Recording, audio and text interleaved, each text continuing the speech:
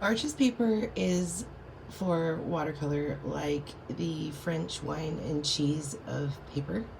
You can buy them in individual sheets from anywhere between like just under $10 to $250. You can buy rolls, which I loved, for large wall size paintings. Um, they were just under like 4 feet tall, from anywhere between $175 to like $275. This is handy if you have really good measuring instruments, because you'll want to cut your straight edges, your 90-degree, make sure your angles are right with the rolls. But the rolls are just a handy way to always have watercolor paper with you. I prefer now working on the 16 by 20 Arches cold press block. What we're looking at right now comes sealed in plastic, and it'll have this black sheet of like cardstock over it. The coolest thing about the Arches block is that it's sealed in wax on all 4 corners to prevent the dog earring at the edges and the corners. But it's sealed in wax, and a lot of people will use an X-Acto knife to cut each sheet free. You'll see right here, there's a place where the wax isn't sealing the paper, and that's where you start to separate each sheet when you're ready to begin a project. I use a butter knife to cut my sheets free from the wax.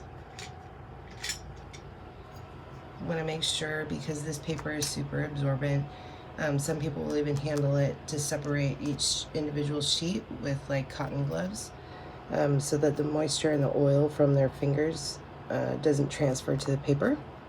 This paper is super absorbent, so it will soak in everything.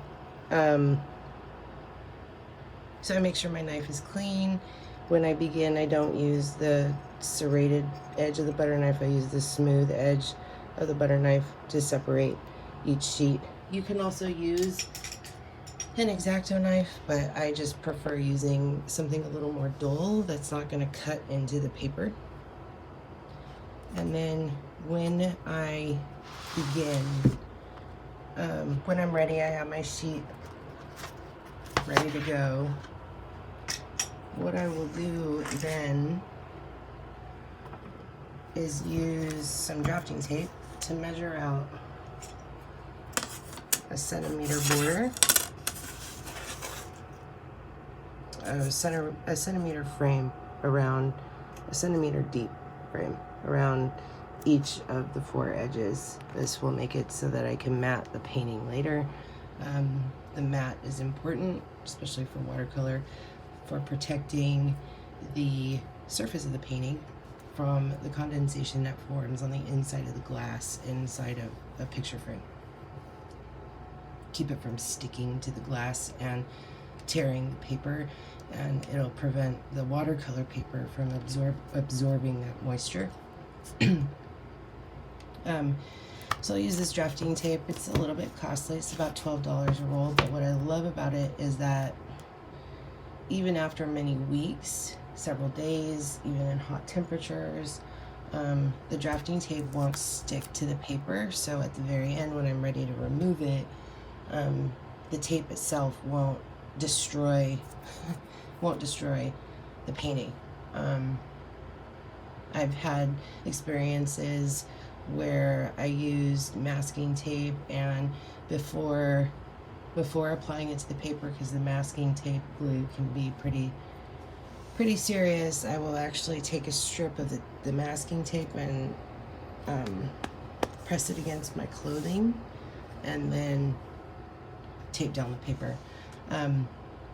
Whether you're using a desk or another piece of maybe Bristol board or poster paper underneath, or a drawing board, the drafting tape is just handy for creating that natural border making it so that you can handle the painting afterwards without touching the composition space.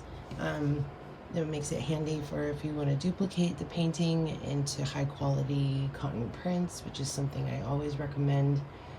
I recommend incorporating that in a commission contract, and I also recommend making about 10 copies per painting to distribute.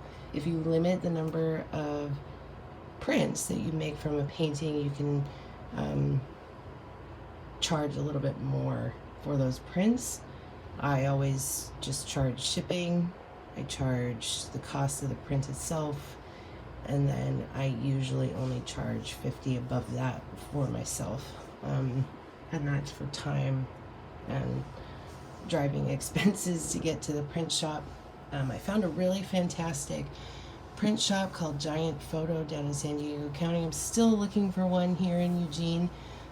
It's hard to find that high quality cotton paper that they can print the paintings onto. That cotton paper is key for what I found for drawings and watercolor paintings in particular. They just catch everything beautifully, and it to the point where it can be really difficult to tell the difference between the print and the original painting, and that's what you're looking for in a high quality print.